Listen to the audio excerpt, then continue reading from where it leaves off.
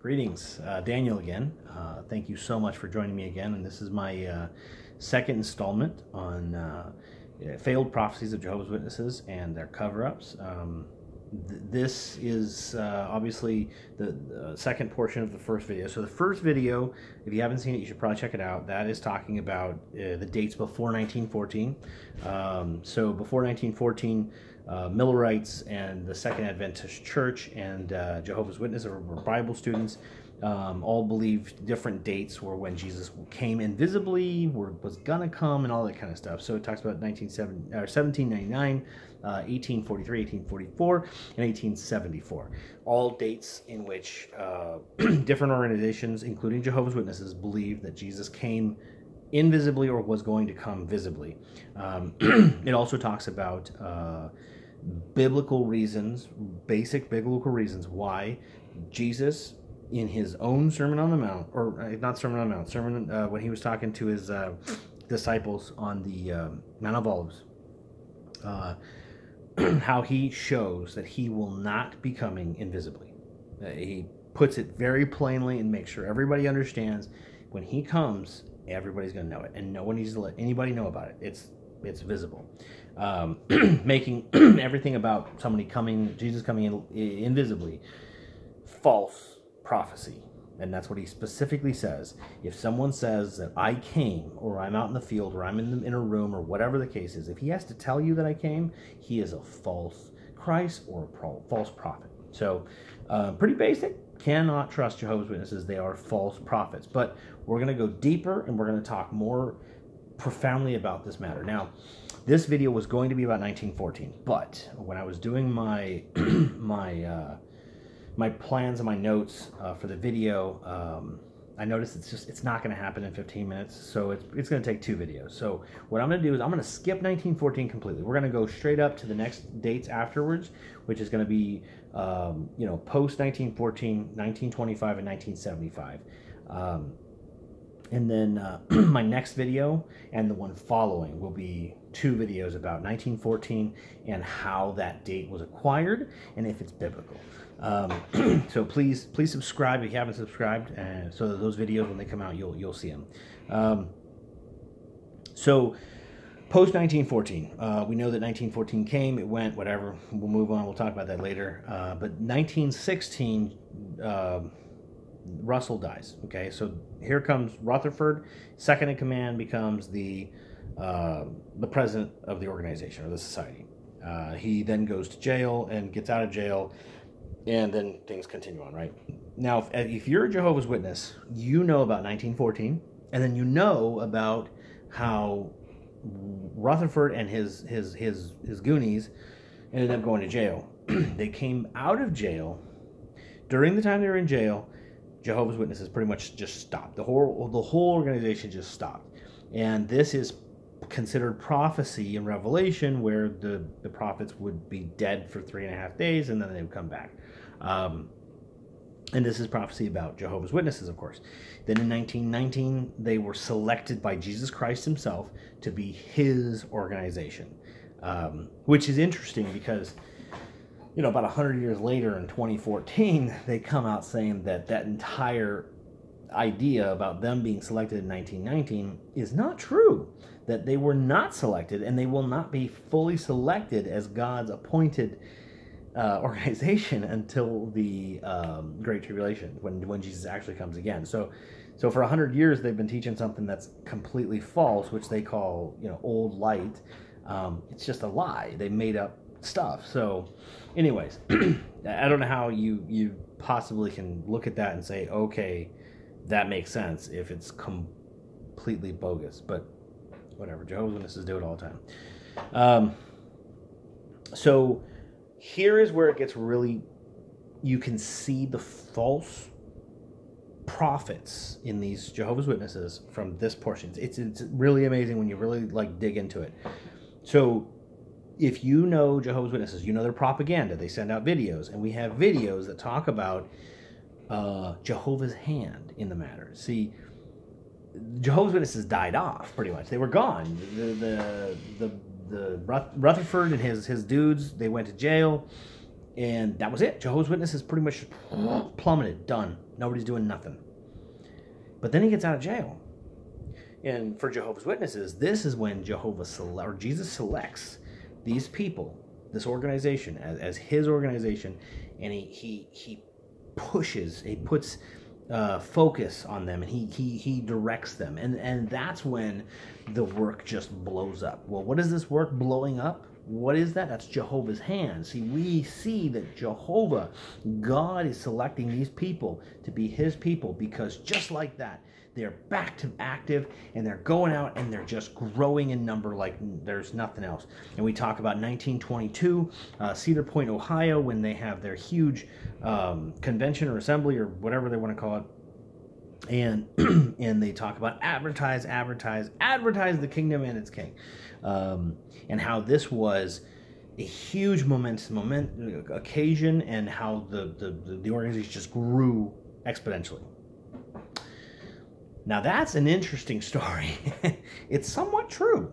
They did grow, and they did have those conventions, but they weren't advertising a kingdom that was going to go out till 2017. They were advertising a kingdom that was going to come and take everyone away in 1925. So what I like to do is I like to bring up a couple of things here. I have right here, this is an excerpt of the bulletin, October 1920. This is an outline on how to introduce the topic of 1925. This is a date I've never heard of before I started investigating. It's something that Jehovah's Witnesses don't talk about. They talk about the boom, but they don't talk about this or the crash that followed. So let me bring this up. This is going to be really, I mean, we're going to dissect it. It's really good. So it says Canvas. Good morning. Do you know that millions now living will never die? I mean just what I say, that millions now living will never die. The finished mystery, the posthumous, I'm going to say that's a word. That's what it says. I'm sure that's an actual word, and everybody knows what that means, but I don't know what that means, so I'm sorry. I'm very retarded. Horrible vocabulary. So, the posthumous work of Pastor Russell tells why there are millions now living who will never die. And if you can keep alive till 1925, you have excellent chances of being one of them. Since 1881, everybody ridiculed Pastor Russell and the International Bible Students Association's message that the Bible prophesied a world war in 1914. That's what they prophesied, see? But the war finally, I'm sorry, I lost it. But the war came on time. And now the message of his final work, Millions Now Living Will Never Die, is being regarded seriously. It is an absolute fact stated in every book of the Bible, foretold by every prophet of the Bible. I believe you will agree that this subject is well worth a few evenings' time for investigation. The finished mystery can be had for $1. In order that those living may be aware of the actual existence of this period, the Golden Age, a bi-weekly magazine, deals with current events that mark the institution of the Golden Age, the age when death will cease. A year's subscription is $2, or both the book and magazine can be had for $2.75. An amazing deal. The finished mystery tells why millions now living will never die. And the Golden Age will reveal cheer and comfort behind the dark and threatening clouds, both for $2.75. Don't say dollars. Okay. So you get two very big points that I just get out of that. Okay. First of all, their lies and deception started very early. A lot of people say, well, in the beginning, they started in a good fashion and it kind of just blew up. But no, that's not the case. When did they prophesy there would be a world war in 1914? It didn't happen. They prophesied that in 1874, Jesus was going to come. He didn't come. He came invisibly, supposedly. In 1914, he was going to come and take them away. That's what he prophesied. They prophesied that Jesus was going to finalize his visit, his presence, in 1914. Nothing about a world war. But in this thing, the propaganda that they're pushing talks about, we prophesied a world war. Totally not true. And then the other thing that we notice from here is that the lies continue. Nowadays, Jehovah's Witnesses don't know about 1925. That's a very important date, and we'll go through a couple more of these excerpts that show how important that date really is to Jehovah's Witnesses at the time. But now it's something that nobody talks about. They talk about everything up to that, where the momentum and how everything was growing, and you see it in so many of the New Kingdom book, in the movies that came out talking about the history of Jehovah's Witnesses, all that stuff. It's all brings up all that momentum, but then just jumps over to the 30s and forgets about the rest of it. So propaganda with Jehovah's Witnesses and the lies and cover-ups is not something new. It's something that started a long time ago. And you know what? Until that organization is dead, it's going to continue. So what I'd like to do is I'd like to go through a couple excerpts, not only excerpts from Jehovah's Witnesses, but also from the New York Times. So this is the New York Times, published June 2nd, 1919, okay? This is just simply talking about what was happening at a convention. It says, new date for the millennium.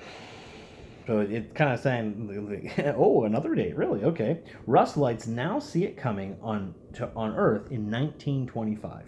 If Moses was to descend upon the earth today, he could very probably solve most of the distressing problems of the day. But I have not the slightest doubt but that Moses would be clapped into jail just as we were, said Alexander Hugh Macmillan at the closing session of the convention of the International Bible Students Association yesterday afternoon in the Academy of Music, Brooklyn. The speaker said he wanted to warn all the sinners to prepare for the millennium, which will arrive in 1925. Moses and Abraham will be here then, he declared. And we shall be associated with the holy ancients when the kingdom of God is upon the earth. These ancients will help to restore man to proper civilized condition. Now, this is the New York Times bringing out something that they had seen. Now, let's go through a couple of excerpts from the Watchtower. This is Watchtower, 1922, July 15th, page 217. It says, this chronology is not of man, but of God. The addition of more proofs removes it entirely from the realm of chance into that of proven certainty. The chronology of present truth is not of human origin. Continuing on. This is Watchtower 1922, September 1st, page 262. The date 1925 is even more distinctly indicated by the scriptures because it is fixed by the law God gave to Israel. Viewing the present situation in Europe, one wonders how it will be possible to hold back the explosion much longer, and that even before 1925, the great crisis will be reached and probably passed. Sounds something like Jehovah's Witnesses talking about today. It's impossible for it to get worse. It's horrible in this world. So, continuing on, Watchtower, 1923. This one's a really good one. This is the one. Sometimes I feel like I say, you know what? I feel like maybe Jehovah's Witnesses are right. Just every so often, you get that little thing in your head that says, well, what if they are right and I'm leaving? What if I should stay? But this excerpt is the one I think about when I think about faith of Jehovah's Witnesses. I want you to think really hard when I read this. It says, Watchtower, 1923, April 1st, page 106. Our thought is that 1925 is definitely settled by the scriptures, marking the end of the typical jubilees. As to Noah, the Christian now has much more upon which to base his faith than Noah had, so far as the scriptures reveal, upon which to base his faith in a coming deluge. So, the faith that Jehovah's Witnesses talked about, or before 1925, this is 1923, the faith that Jehovah's Witnesses had was that they had more proof and more faith than Noah in the deluge. So if someone tells you how they have more faith and more proof that this system of things is going to end, and anyone who's not Jehovah's Witness is going to die, then Noah, we've got proof right here that they've already said that, and it never happened. So their faith is faith in an organization that makes crap up. last one over here. This one is the Watchtower, 1924, July 15th, page 211. It says, the year 1925 is a date definitely and clearly marked in the scriptures, even more clearly than that of 1914.